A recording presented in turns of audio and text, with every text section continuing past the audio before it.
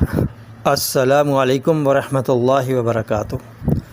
معزز سامعین و ناظرین، آج ہم پیورینز کے بارے میں گفتگو کریں گے۔ پیورینز ڈی این اے اور آر این اے کے قدرتی کیمیائی اجزاء ہیں۔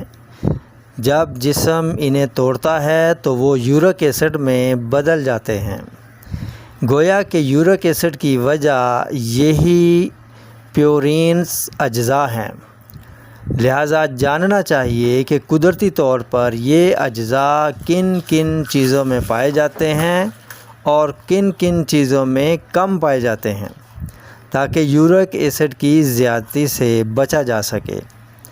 وہ غذائیں جن میں پیورینز زیادہ پائے جاتے ہیں ان میں جانوروں کے اعضاء کا گوشت، مثلاً دل، جگر، گردے وغیرہ، میٹھی بریڈ، سرخ گوشت، تیل والی مچھلی، گوبھی، پھلیاں اور مشروم وغیرہ۔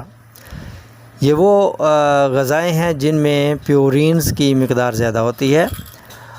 اب وہ غذائیں جن میں پیورینز کم پائے جاتے ہیں ان میں اناناس، کیلا، سیب، انگور، تربوز اور چیری، بروکلی، آلو، مٹر، گہرے سبز پتوں والی سبزیاں، کاجو، اخروٹ، چاول اور جو، انڈے کی چکنائی والا انڈے اور کم چکنائی والا دودھ، کافی، چائے اور سبز چائے، لال مرچ، ہلدی، ناریل اور زیتون کا تیل وغیرہ۔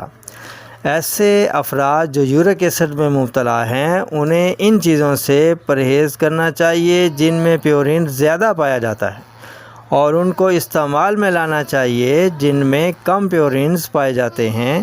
ایسا کرنے سے یورک ایسڈ سے چھٹکارا پایا جا سکتا ہے۔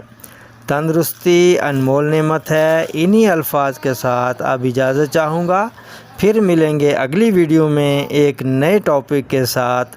تب تک کے لیے اجازت دیجیے۔ السلام علیکم ورحمۃ اللہ وبرکاتہ۔